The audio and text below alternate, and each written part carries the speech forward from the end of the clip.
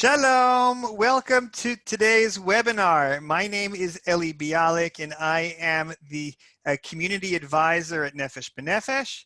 Thank you for joining us for today's webinar on the topic of Aliyah to Haifa for families. I'd like to mention that Nefesh B'Nefesh is a private organization that promotes and facilitates Aliyah. We provide Aliyah services, and we work hand in hand with the Jewish Agency for Israel.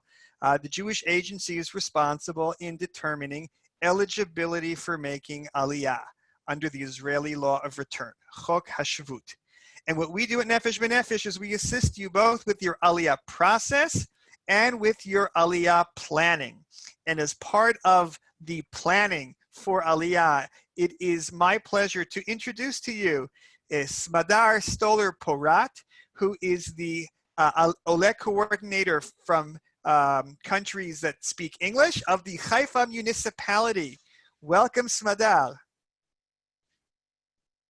Smadar, I think you're still muted. Are you? No, I'm not. Okay, great. Hey, Ellie. Hi, how are you? Great to see you. So I'd like to ask if you could please introduce yourself and the services that the Haifa municipality offers Olim. And I'd just like to mention that the format of today's webinar is going to be, the first half is going to be a presentation of Smadar and some other people as well. And the last half of the presentation is going to be question and answers. So we request that you post your questions to the chat. And Smadar, take it away. Hi, nice to meet you. My name is Smadar. I was born in Haifa. I have a family in Haifa. I'm married and I have 3 kids. 22 is my oldest daughter. She's sitting next to me and helping me. And I have a son in the army and the youngest son who is in high school. He's starting high school actually this year. I work for the Haifa municipality. We have an association within the municipality that especially assists Olim from all over the world. I'm in charge of the entire unit that includes Olim from English-speaking countries and other countries as well. Obviously, I work more closely with the English-speaking Olim because I do not speak all the languages around. And I want to talk a little bit about the city. So the city of Haifa is the 3rd largest city in the country. It's the capital of the north. It sits behind Eli, there is a map of Israel, and you can see a pointed mountain that is peeking outside of the main line of the country. This is Haifa. It's a mountain, a wide mountain, not a narrow one, that has a very nice sites of forest and beach and urban sites, and it's a very beautiful city in general. I'm biased, sorry. This city has, being a 3rd largest one in the country, has all the services that Olim would need once they make Aliyah. All of the services of the governmental offices, including Ministry of Absorption, Ministry of Interior, Ministry of Health, Ministry of Education, all of those offices have a branch or an office in Haifa. And especially during the first 2 years of Aliyah, you need those offices because you would have to evaluate your degree, or you need to sign up for Ulpan, and you need to receive an absorption basket, or you need to apply for a passport, an Israeli one, I mean. All of those services are available in the city, and it's important. So they're all going to go straight to you? Yeah. So I'm the rep for Haifa, and people that are making Aliyah usually tend to make contact with me prior to their Aliyah, whether I've met them in an Aliyah fair that Nefesh B'Nefesh is hosting every year in the US, which is not happening this year, but in the regular years they do. or when they come on a pilot trip, which again, not during these days, but it's important to say that before making Aliyah, it's usually important to investigate thoroughly and to plan as much as possible your Aliyah steps and afterwards your Aliyah process once you actually come to Israel. Haifa has a very organized system to assist Olim once they arrive. We have the option of signing up for temporary apartments. We call it absorption apartments. We don't have an absorption center, but we have what we call a direct absorption. You get to have an apartment for 2 weeks time. Again, not talking about Corona, not talking about quarantine. 2 weeks time to use it while you're searching for your more permanent apartment. The apartments are located either on the beach, which is very nice, or in one of the neighborhoods of the city. We have various options, and whatever is available we offer you, and whatever you need. While you're in those apartments, me or somebody from my team will assist you to look for your permanent apartment. We recently ran a tender to search for real estate agents that are authorized and recognized by the government or by the General Authority of Real Estate Licensing, and they would be able to provide you assistance in looking for apartments.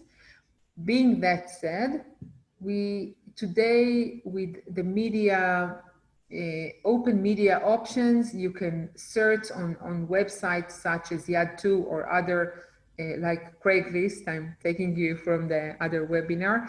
You can actively look for an apartment without using any real estate agencies and so on.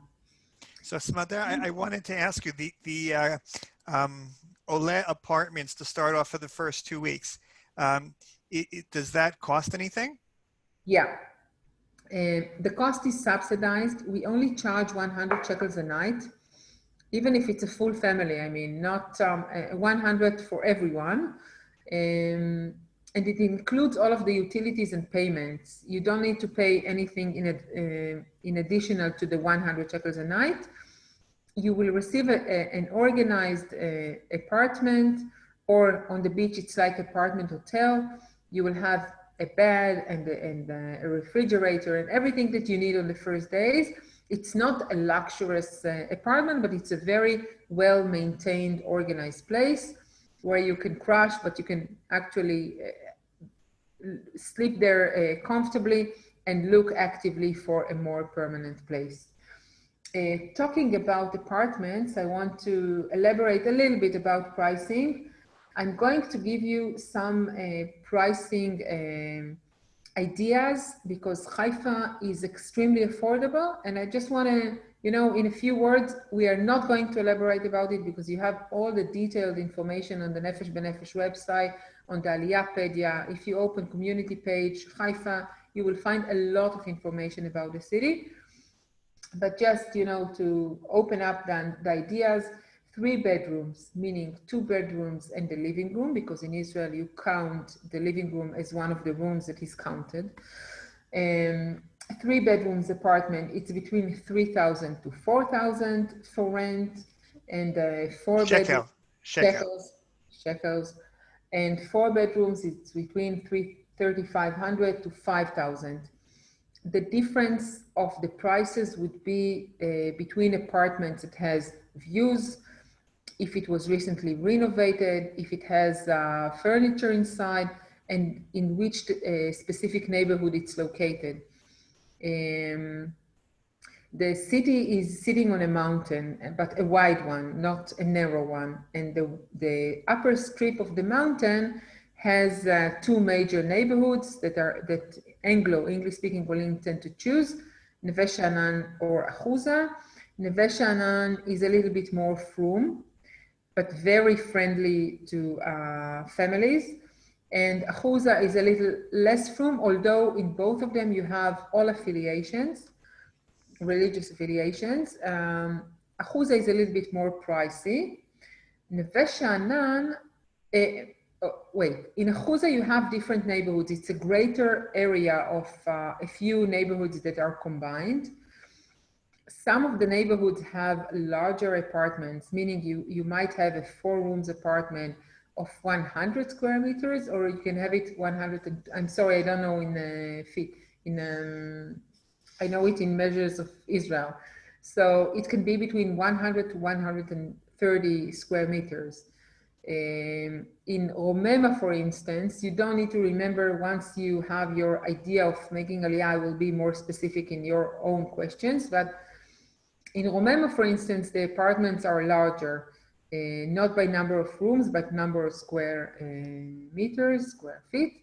In Chorev or in Moria area, they're a bit smaller because these streets are more on the, I would say, more central area of the Achuza neighborhood. Neve Sha'anan, you can also find like cottage apartments or penthouses or apartments that are more like, look more like a house or a semi-detached apartments or houses.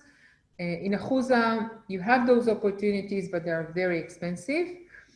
And then you have a villas neighborhood that is called Denia, which is mainly private homes. You don't have apartments there. So in terms of your budgeting and your way of thinking about living in Israel, you have different various options to choose from.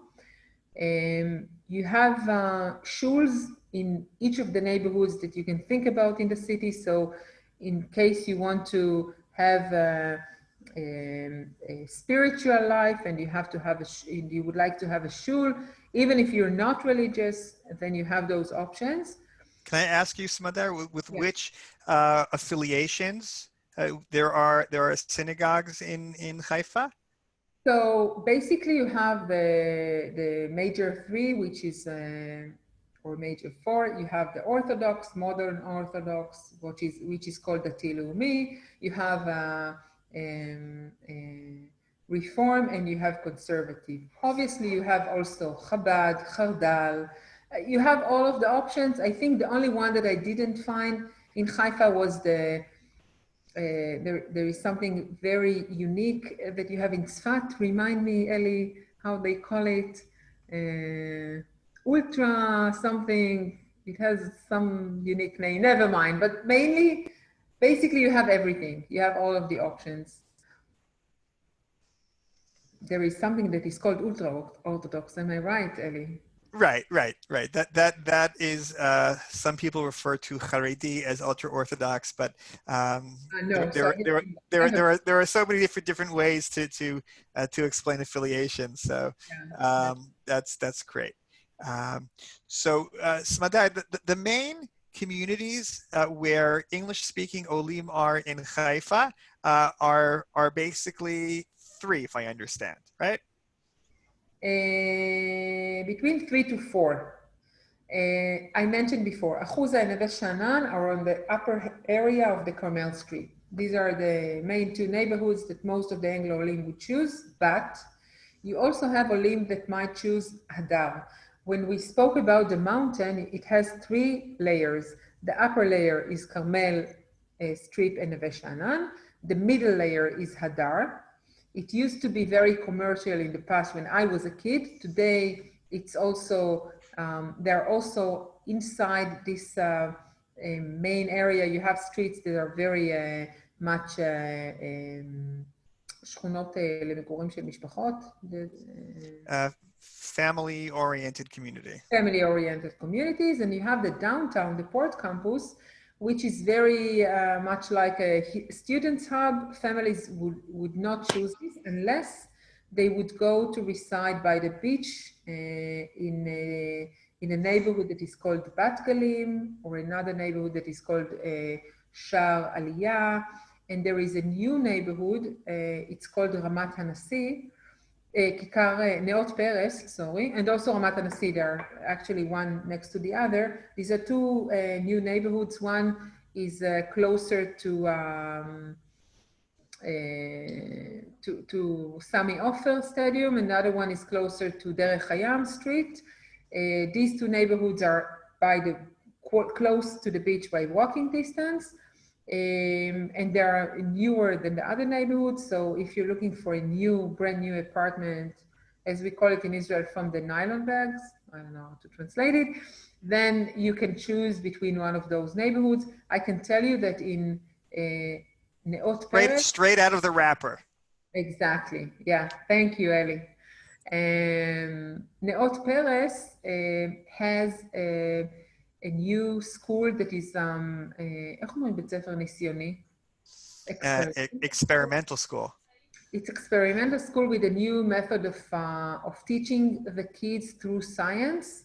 I've heard very good things about it. The principal of the school is not a new principal, but it's new to this school. I've heard very good things about it, but it's just elementary school. Now, I want to talk a little bit about families. When you make Aliyah with kids, things tend to be a little bit more complicated, or there are more to-do lists.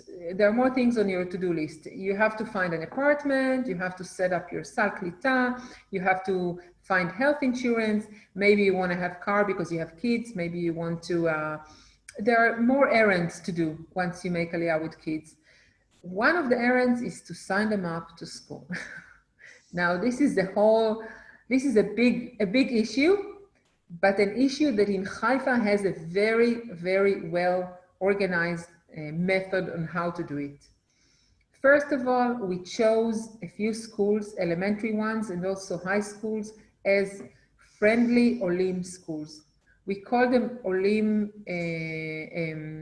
observing Olim schools. I don't know, I'm trying to translate from the Hebrew terminology of it, but these specific schools have more Olim, a massive number of Olim, which helps the principal of the school or the teachers to have enough Olim hours, because when an adult is making Aliyah, he's going straight to Ulpan. He has from the government an option to join an Ulpan for free, and she will study for 5 months, very intensively, 5 hours a day, Ulpan of Hebrew, and they will study Hebrew, just Hebrew, not other subjects.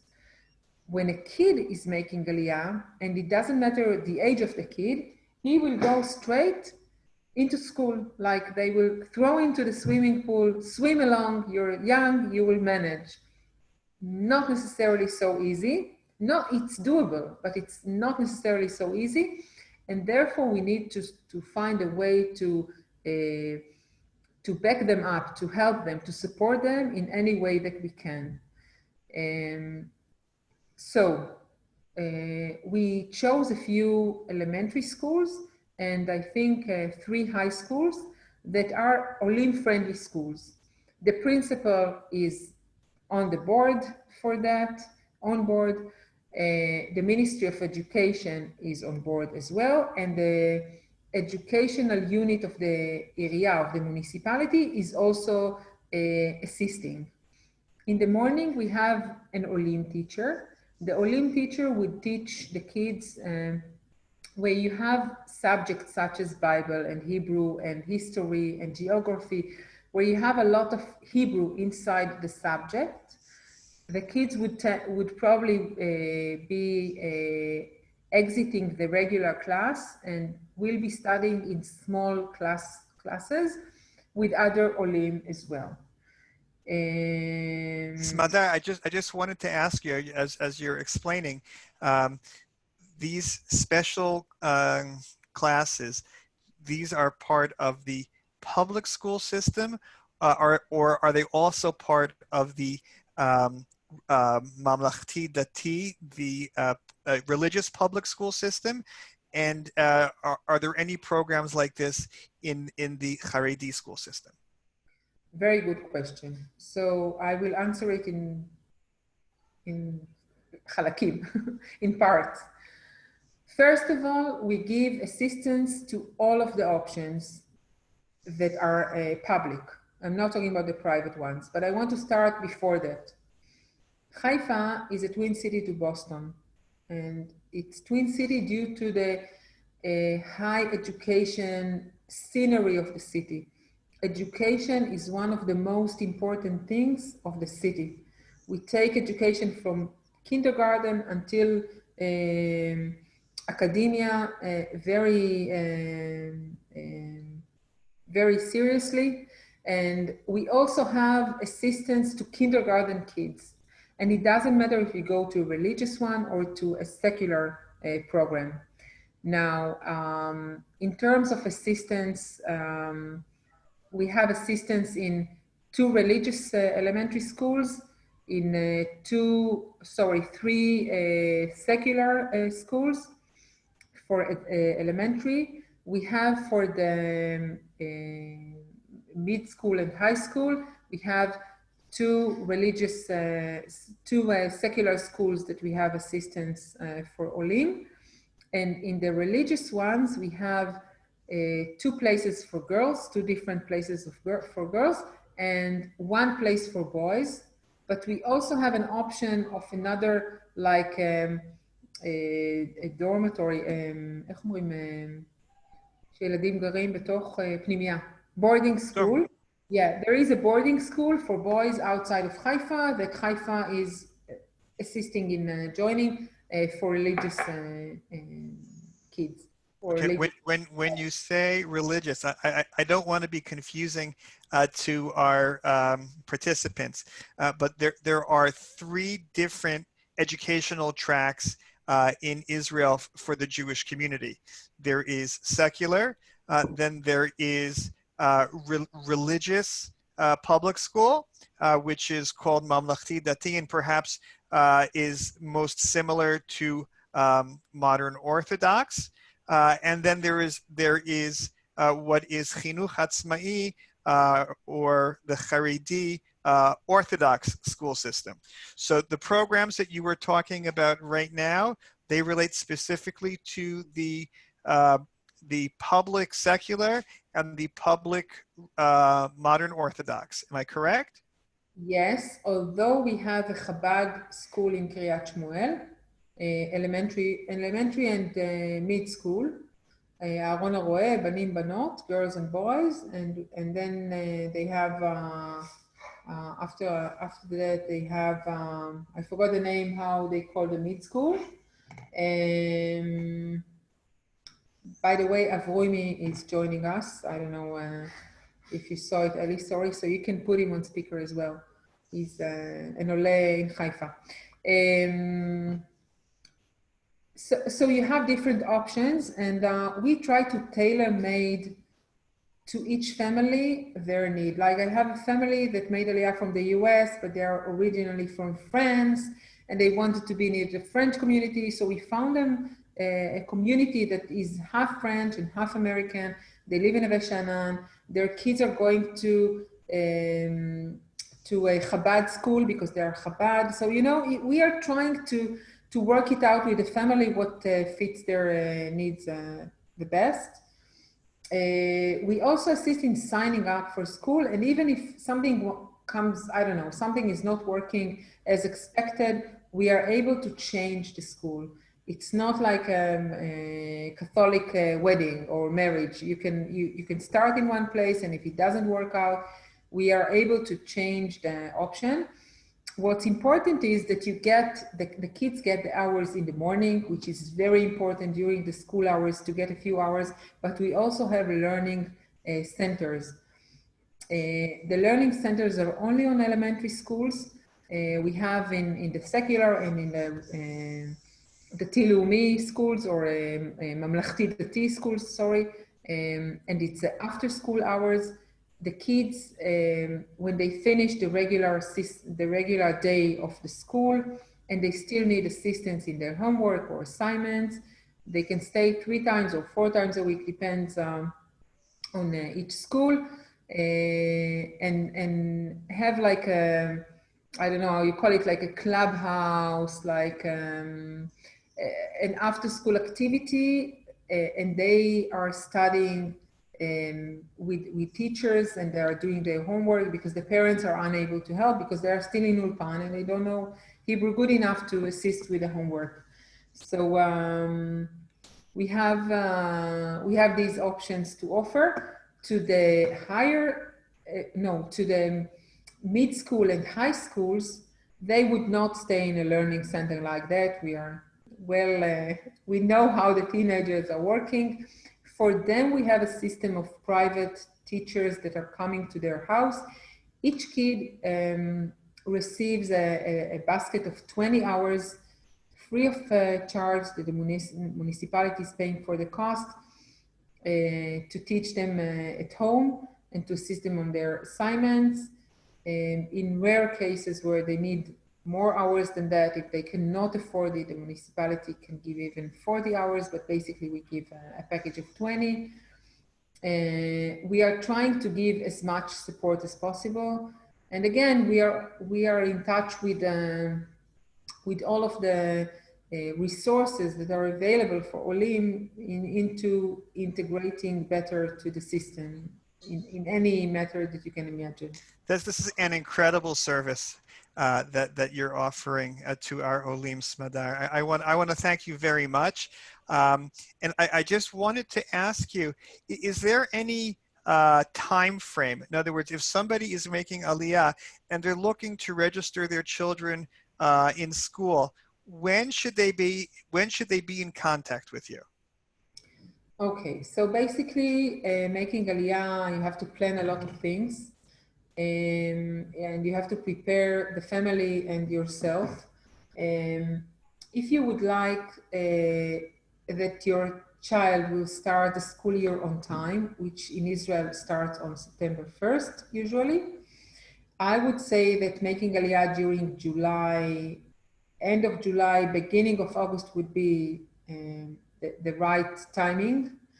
On regular times, not Corona, every summer we have a summer ulpan. It's like a summer camp for Olim kids. It's an activity that will explore them to how the school system looks like. Inside the school, fun activity, they would get some basic knowledge of how a school is operating in Israel, but also a basket of words to use. Recess, sandwich, backpack, pencil, and so on.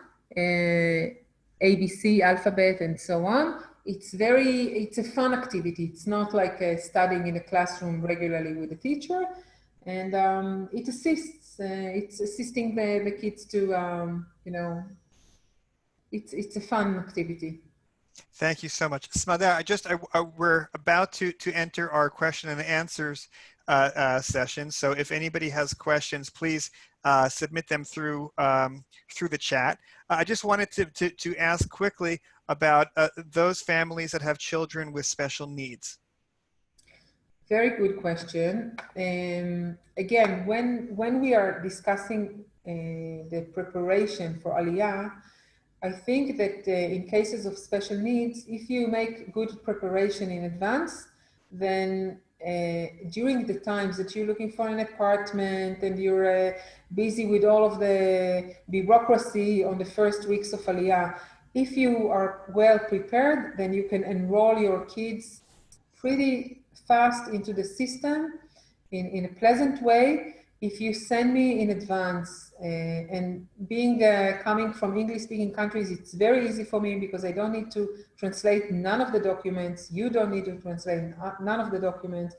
If you send me school reports, doctors' reports, and so on, and you send me all the details in advance, I prepare for a committee prior to your Aliyah that will investigate the case of each child and will find the most fitting option for you. They will offer you the option. Once you arrive, you go and visit the place that is chosen, and if you like it and if it works fine, then it would be very fast for your kid to be enrolled to the right fitting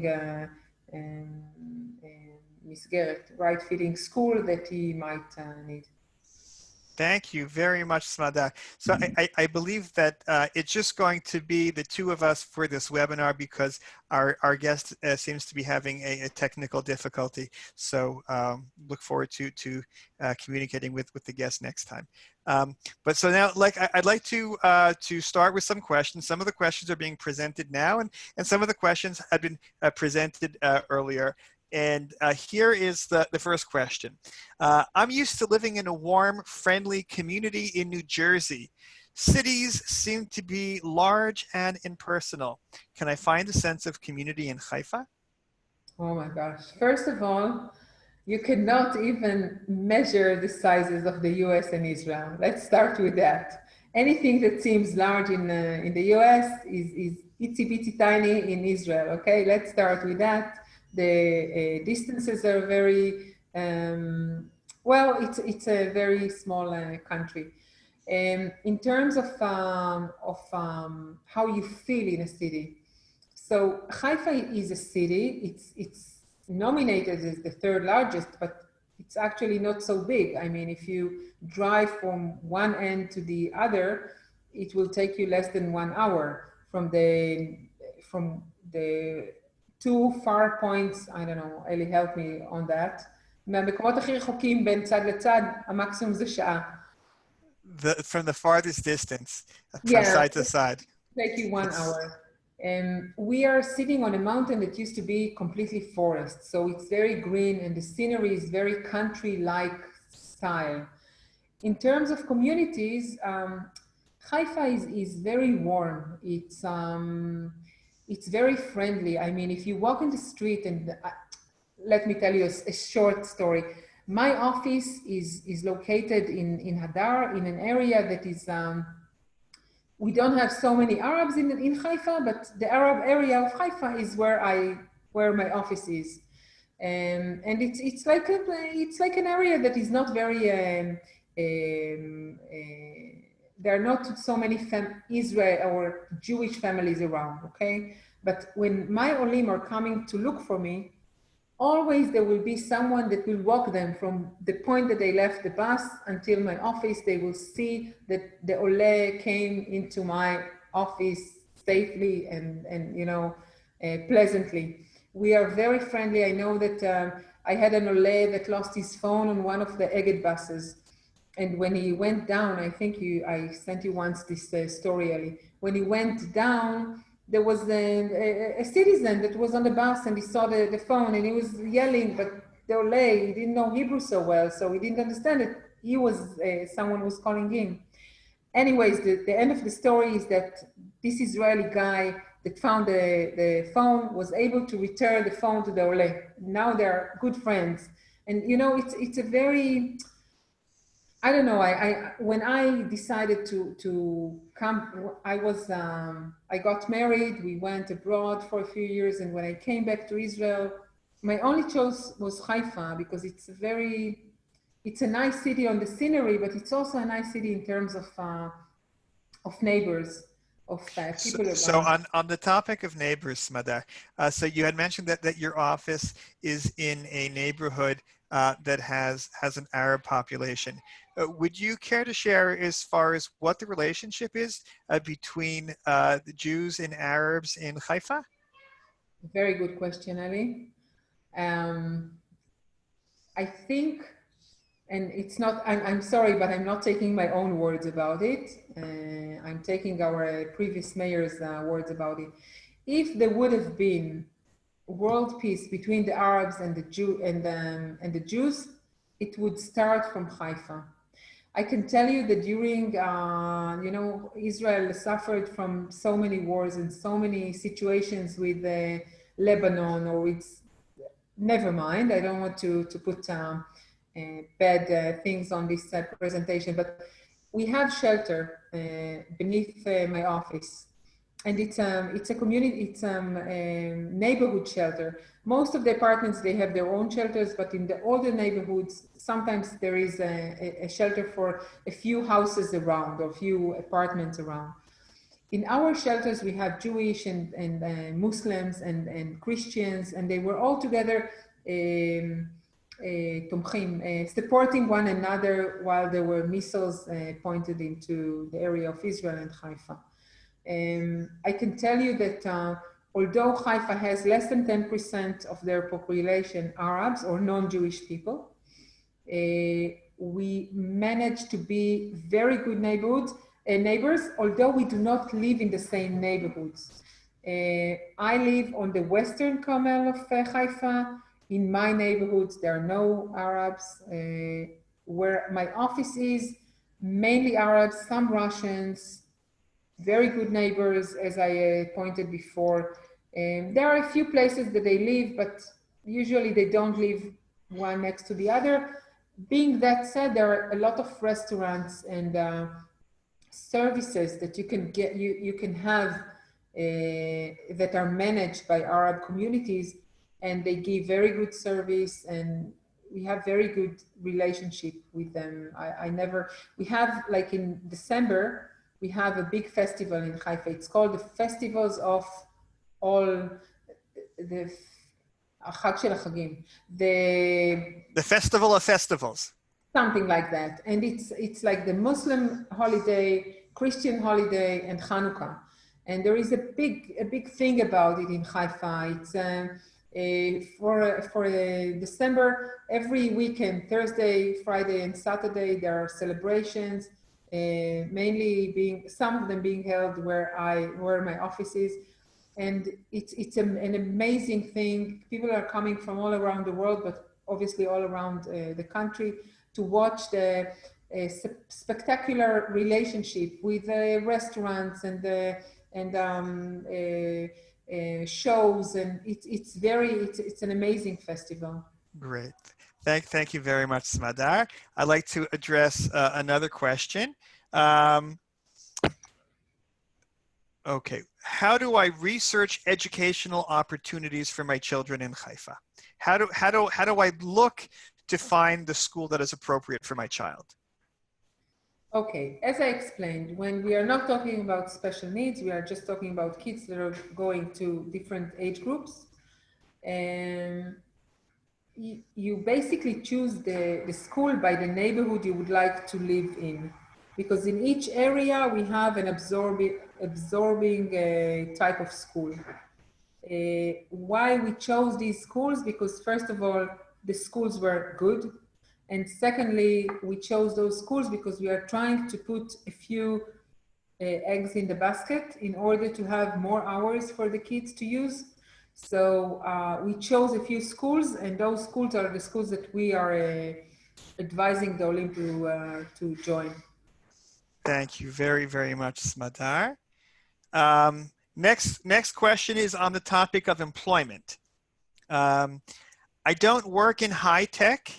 I'm not a lawyer or an accountant. I just need a regular job that pays the bills. Can I find work in Haifa? Okay.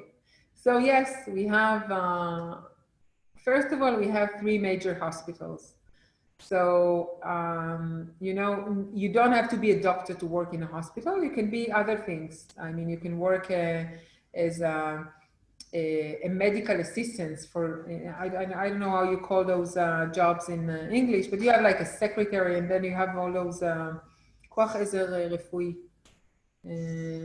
medical, how do you translate? Medical support positions. Medical support positions. We have the port. It's the largest port in the country. So there are a lot of jobs in the port and outside of the port that are giving services to the port. You have malls, all of the jobs that are around commercial, professions.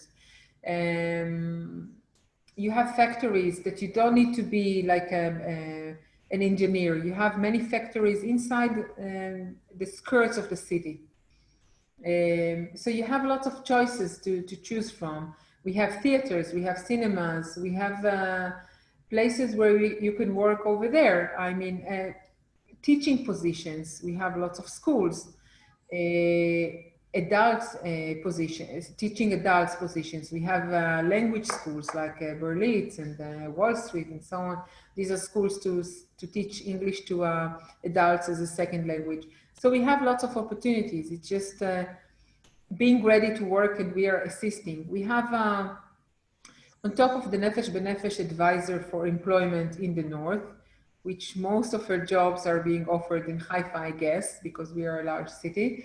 We also have advisors that are assisting in finding a job in Haifa, like an HR type of company that is being sponsored by the Ministry of Absorption, the Haifa municipality, and the Jewish agency. And they assist in finding a job, but they also have, we are running out courses throughout the year. There is a course that is running right now these days, how to actively look for a job, how to fix your LinkedIn profile, how to write your CV and so on. We did those type of presentations or courses also with Nefesh B'Nefesh before. I'm sure once Corona is over, we will do them again.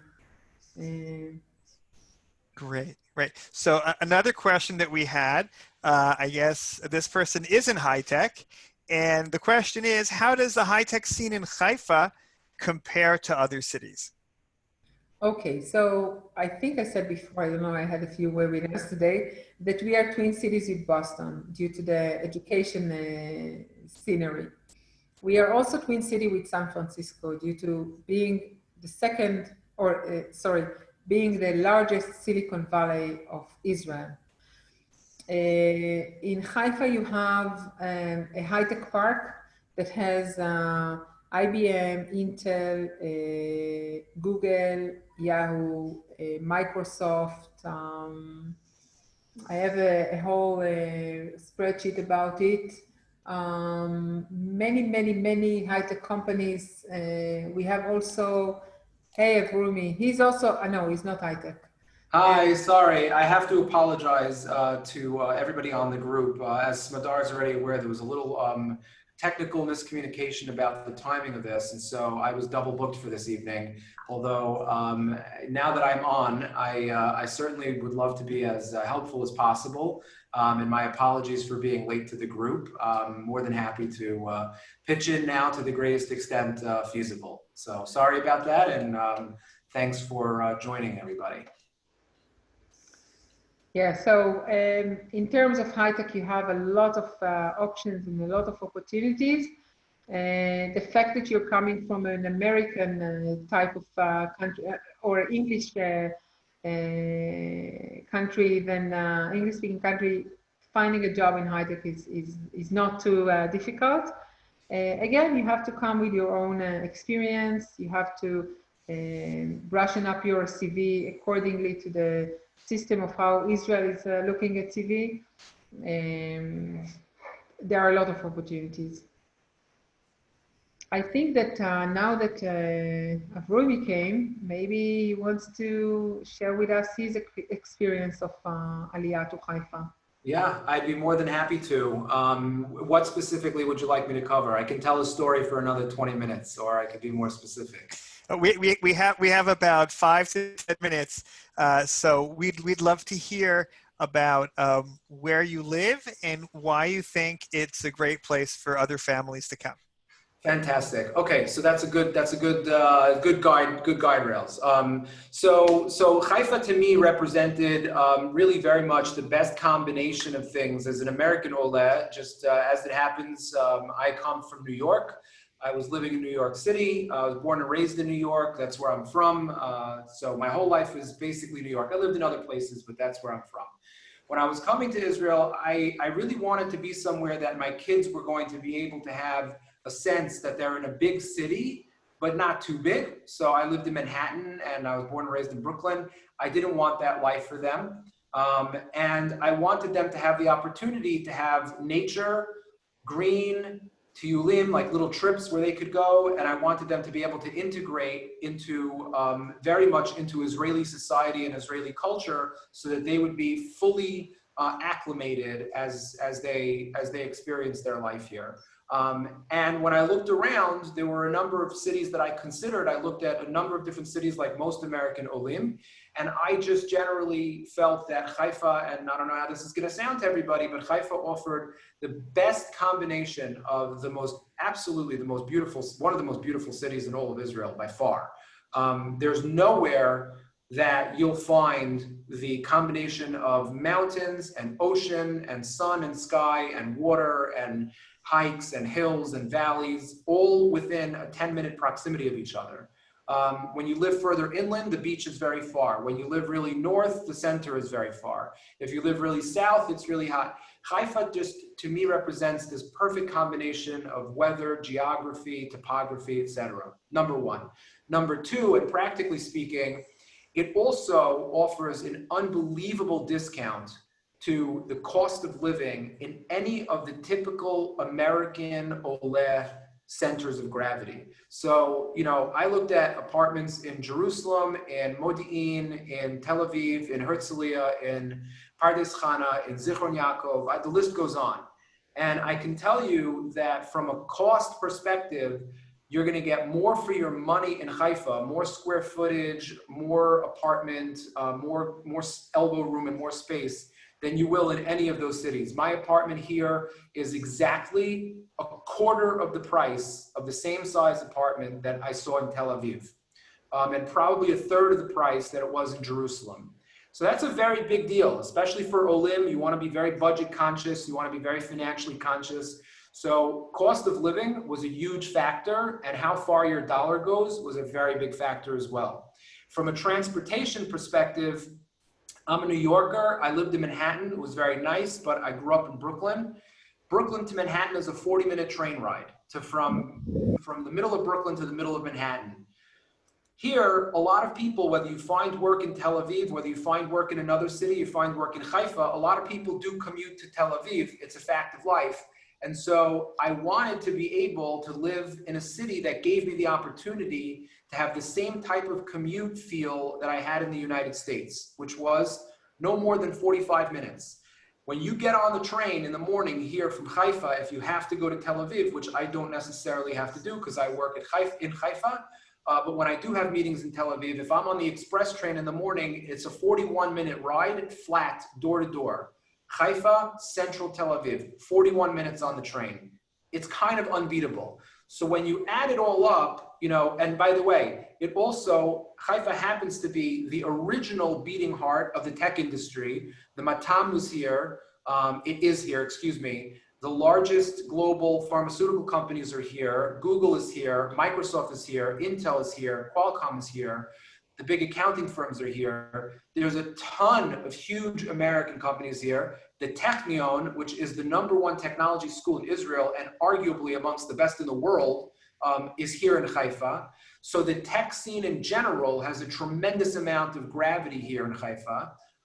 And it's the doorway to the north. And as you can see from my virtual background, I love the north. I can't love the north more. But if I were to move, 30, 40, 50 miles further, then you can't go that far, but 30 miles further out, I'd be like 3 hours away from the center. It'd be very hard employment-wise. It would be very hard socially. So Haifa just really, to sum it up, when you add it all together, from a jobs perspective, a financial and affordability perspective, a commute perspective, and a beauty and quality of life perspective, Haifa, in my mind, just wins hands down. Awesome. Thank you so much. Can I ask you, please, what neighborhood do you live in and where do you send your kids to school?